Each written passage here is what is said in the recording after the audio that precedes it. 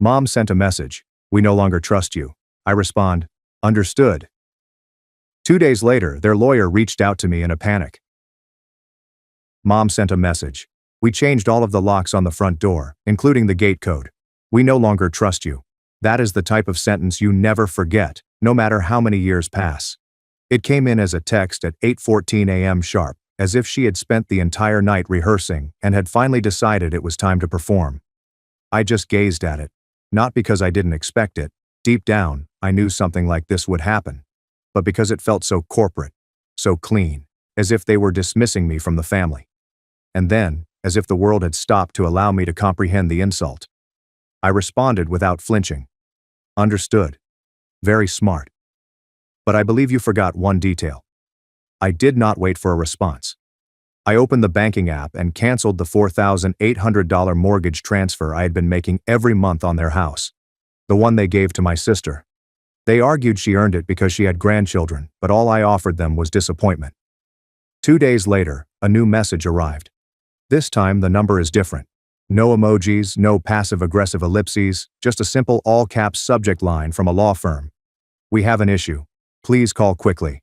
I never did, since by the time the email arrived, the event was already over. But let me back up, because stories like this do not start with betrayal. They start with love, or at least the act of expressing it. They begin with a child who keeps saying yes because he believes it will be worth something someday. One day, they will say thank you. One day, he will be important. That youngster was me for many years. I paid the bills. I solved my problems. I bore the weight. They called for help till I stopped. That morning the locks changed. But I had already changed something far more important. Myself. To be honest, I didn't believe I was helping. I believed I was saving the family, the house, and the balance. If someone had asked me back then, I would have answered, I'm just supporting. I can afford it. However, it wasn't just anything. I'd been paying their mortgage for nearly 4 years, at $1,800 every month like clockwork. An automatic debit from my account, as if I were paying a holy family tax. Add in the utilities, property insurance, internet fees, and emergency roof repair after a storm ripped off half the shingles. All of it. My name, credit, and money. They never even thanked me. My sister Marissa, of course, was always dealing with a new dilemma. Her credit card was maxed out. I paid it down. Her car needed brakes. I covered it. Daycare was prohibitively pricey. I sent cash just till she figured it out. 3 years later, she was still finding things out. And yet, I never said no. Not once. Because I assumed this was what family members did, until I learned it was exactly what they expected. The first crack showed on Sunday afternoon. I was scrolling through Facebook while waiting for my groceries when I came across the photo. Marissa, my parents, and the kids are all standing in front of the house I was paying for, holding a sign that read, Home Sweet Home. Marissa's present. My mother's caption read, So proud of our daughter for building a future we can all share. This home is in the right hands. I had to reread it. Marissa's home. Right hands. There was no acknowledgement of me, no tag, no photo credit, not even the passing phrase, We're grateful for Jordan's support. Just them, smiling on a porch I had paid for. The comment section was a riot of emojis, hearts, and claps. She's such a powerful woman. You are lucky to have her. She's an incredible support for your family. Even my aunt said, Marissa, you deserve every inch of that house. I wanted to throw my phone away, but I didn't. I just stared at it, like if it were a bruise that I wasn't ready to touch. A few days later, I called the bank to confirm something, just to make sure the mortgage was still in my name. It was, but then the woman on the phone nonchalantly stated, Looks like there was a request submitted last week to change the primary contact to a Miss Marissa Harper. My heart stopped. They didn't finish the verification, she explained. But the documents are being processed, I said before hanging up the phone. Then I examined my statements, which is when I noticed it. There's an extra $2,400 missing from my checking account. A transfer to a card I did not authorize. I recognize that number. Marissa's emergency visa. I once bailed her out while she was temporarily unemployed 2 years ago. I messaged her quietly. Me. Have you used my card again? Marissa. Jordan, don't make this a thing. We needed groceries and the children needed shoes. I assumed we were still sharing that one. Me. No, we were not. She did not answer, but my mother did. Mom. Honey, Marissa is going through a lot right now. She stated she will repay you. Let's avoid starting a conflict over a few dollars. A few dollars. When? It comes to me, $2,400 is a small amount, but when Marissa misses a phone payment, it becomes a disaster. Then came the group chat. They had renamed it Family Circle, despite the fact that I had never modified it. Someone has uploaded a meme. A man giving over his wallet with the phrase, Big Brother energy, pay now, asked never. My cousin said, tag Jordan. Then, yo, can we get you to cover my student loans too? Even my father chimed in. Only if you rename your child after him. Got to keep the donor happy. I stared at the screen. Nobody was defending me. There's not even a joke to balance things out. I exited the chat. They added me back. I left again and blocked them all. But none of that compared to what happened on Friday. I was mowing the backyard, which I'd been maintaining for 3 seasons. Because, as my father once said, it's not worth hiring anyone when you're around anyway. The mower sputtered, and I took a water break. The kitchen window was open. That's when I heard my mother and Marissa. Their voices were clear, piercing, and natural, as if this wasn't the first time. Marissa was chuckling. Did you see his face when I told Aunt Karen the house was mine? He didn't even blink, like a puppy just happy to sniff the plate. Mom was giggling. It's almost done. Once the paperwork's through, he won't be able to say a thing. He's the one who insisted on keeping it in his name. That's on him. Then Marissa again. Honestly, it's better this way. He's always been distant, like a guest with a wallet. And then came the words that sealed the deal. Mama. He's not family anymore. He's just a sponsor. I did not move. I stood there with the bottle in my hand, allowing the water to drip down my fingers like blood. I felt it. The end of whatever illusion I'd been holding on to. Not relatives, but a sponsor. They didn't realize I was listening. They did not see me move away. But that moment, that statement, shattered something that had been crumbling for years. And I swear to God, something new started to grow in its stead. Just resolve, no rage or anguish. They did not expect me to show up. The invitation arrived in a rigid white envelope with gold trim and embossed inscriptions. Please join us in celebrating Diane Harper's 60th birthday. No signature, simply, from your family. There are 60 guests, large venue, complete catering, a slideshow. I heard of a legacy event. I did not RSVP. I did not call. I merely circled the date in red and prepared. 3 days before the celebration, I printed a document. $311,115.84. Total financial contributions include mortgage, utilities, repairs, and insurance. Each line item includes the date, purpose, and a copy of the bank transaction. I saved it on a USB drive, along with the audio from the open window. He is no longer family. He's only a sponsor. Screenshots of group discussions calling me a wallet. Photographs of receipts. The email in which my sister submitted paperwork to have the house transferred totally to her name. If she owned the house, she was also responsible for the loan.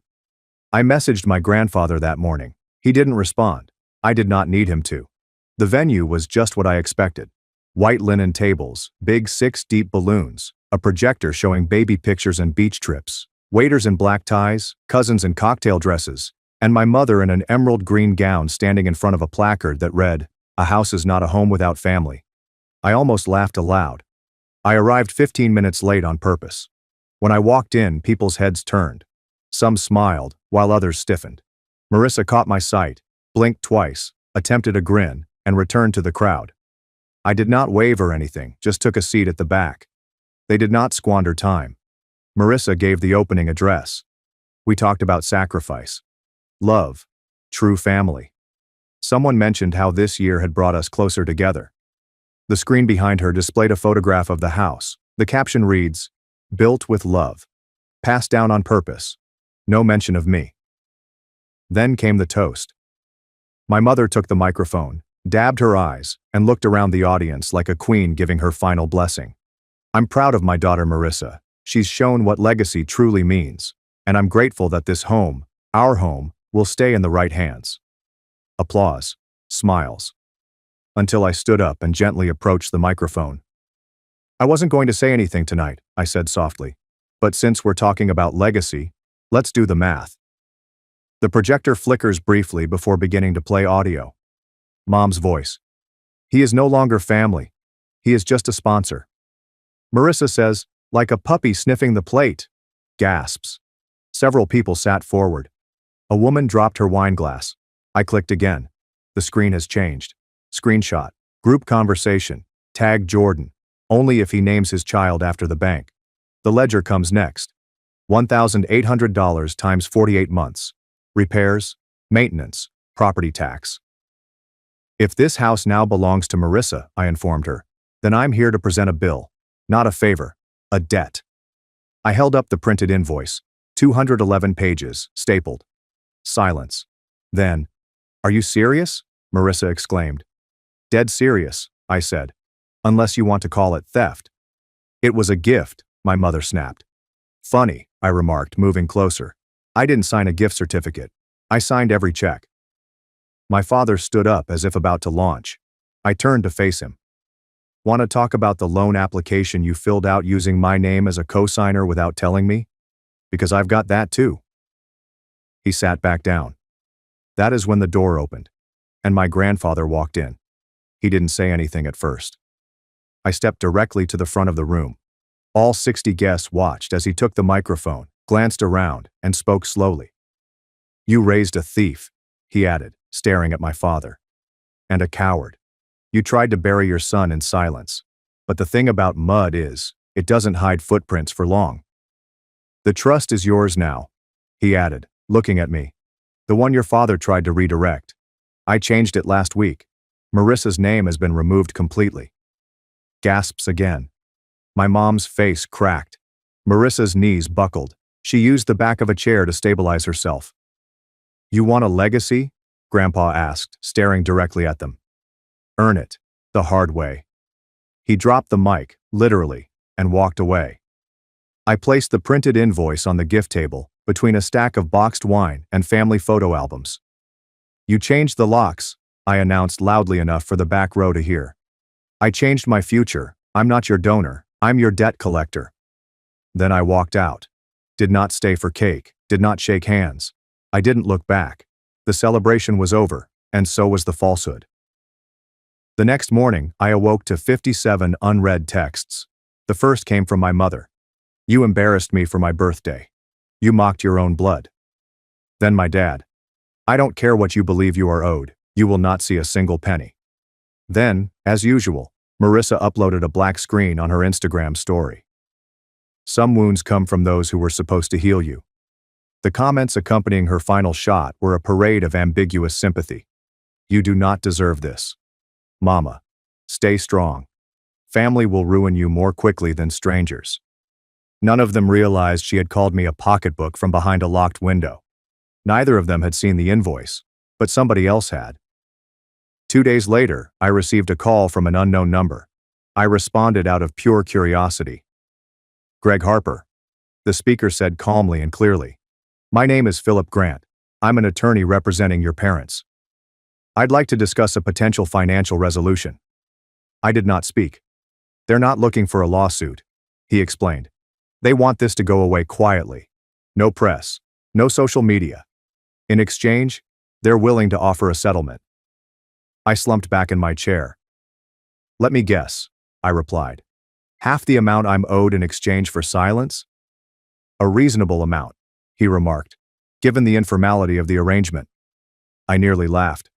"Philip," I replied, "I have every receipt, every deposit. I have audio of them mocking me. I have their voices on tape admitting what they did." "I'm aware," he replied stiffly. "That's why we're calling." "Then here's what we'll do," I explained.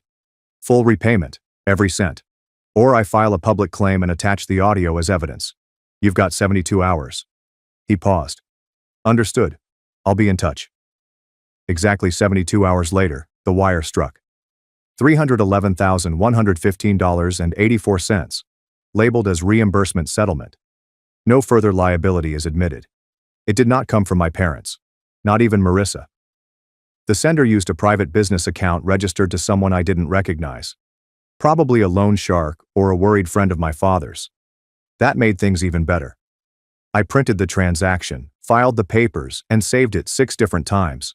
I didn't respond, thank them, or say anything. I was not there to make peace. I was there to get paid. A week later, I shared a video. The background is clean. There is no rage, only clarity. Some argue that closure is about forgiveness. A wire transfer marked the end of the process for me. $211,723.84 is the cost of 4 years of silence, obedience, and funding another person's fantasy. They refer to me as a sponsor after first calling me family. Now they may say I'm settled. I blurred the account numbers while leaving the total visible. This is not about hatred. This is about facts, and facts come with receipts. The post became viral again, but this time, even more so. Therapists shared it. The adult children of toxic parents sowed it. One guy DM'd, stating it encouraged him to cancel his mother's auto lease. I did not respond. That day, my father left a voicemail. So, that's it? Do you honestly believe that? Money can heal everything? Do you think you've won? You are no longer part of this family. I deleted it without hearing the rest. They had changed the locks. I altered the terms. Now I reside in a tiny modern apartment with large windows and complete silence. There's no family group chat, no late-night calls for immediate assistance. There are no guilt trips disguised as concern. People occasionally question if it hurts to be done with them. It does not. Because the reality is, I'm not finished. I am free. Freedom costs exactly $311,115.84. People keep asking if I am feeling lighter now. If cutting off my family provided me peace, closure, or whatever word people like to say when they mean it, did it work? The answer is easy. I do not feel lighter. I feel more clear. Because calm isn't necessarily synonymous with weightlessness. It sometimes comes with gravity, a grounded, firm sense that you're finally on your own side. After everything, they vanished precisely as I predicted. No calls, no letters, no, we miss you. Just silence. Not the sort that hurts, but the kind that affirms the truth. I was never their son. I was a service member, and when I stopped working, I stopped mattering. 2 months later, I finally learned to love mornings, the way sunshine seeps through clean windows, the sound of coffee spilling, rather than texting. There are no group conversations begging for favors. Number. Can you transfer stuff quickly? No passive-aggressive. Guess who hasn't phoned their mother recently? My phone is quiet. My hands are steady, and I've stopped waiting for people to inquire how I'm doing, unless they actually care about the response. People who only know a part of the story continue to ask, but they're your family. I nod. Yes, just as a cage remains a home if you've never known anything else. But I stepped outside, and the air out here doesn't demand proof of my usefulness. I don't tell the entire tale anymore until someone has earned it. There's no excitement in retelling trauma, only exhaustion. So today, when people wonder why I'm not close to my family, I just explain that I stopped mistaking access for affection. That typically shuts them up. I used to check my previous accounts to see if anyone had reached out. They did not. Not once. No apologies or explanations. Not even a guilt trip passed off as care. There was nothing but silence, as if I had never existed. Like $211,723.84 of my existence was an administrative error. That they corrected by eliminating me. Fine. Allow them to pretend. They excel at pretending. What is the worst part? They undoubtedly believe I still care. That I'm out here stewing in rage, waiting for an apology, secretly hoping they'll change. I am not. I have seen them for what they are, and when the mask slips that far, you don't wait for it to come back on. You walk away. You do not check your rearview mirror. Forgiveness. Number. That's a word people use as a blanket when they're feeling guilty and want your comfort without having earned it. Forgiveness necessitates acknowledgement, accountability, and regret. They provided none of that. So I'm not returning anything. My therapist once asked me, "What would you say to them now if they were in front of you?" I thought about it. I sat in that chair, breathing gently, trying to visualize their faces, those familiar masks formed over years of denial and deception. I said nothing. I wouldn't say anything because it would imply that they still have access. But they don't. There is no key anymore. There is no emergency contact. There are no bank accounts with shared permissions. No numbers were saved, just in case. I removed all traces of them from my life. Not out of spite, but because of necessity. That is pretty much how survival works. It does not come with fireworks. It simply comes with locked doors and a clean slate. Sometimes I imagine them telling people I cut them off because of money. I was always distant, that I had lost it. Sure, let them. Allow them to keep their softened and flattering versions, in which they are victims of the ungrateful child who dared to say no. They need fiction. I have the facts. Facts don't beg. They don't whine. They don't tremble under inspection. Facts sit stationary. They wait. They endure. Just as I did. Now, I live. Not in a fairy tale. Not in retribution. Just life. Real. Boring. Mine. I work. I rest. I laugh when it's funny. I eat when I'm hungry. Not when I'm asked to attend a family meal where I'll pay the tab and be forgotten. I remember my mother telling me years ago that if you ever left, we'd fall apart. And she was correct. They did. But I did not. I am not broken. I am not bitter. I am not waiting. I'm just finished.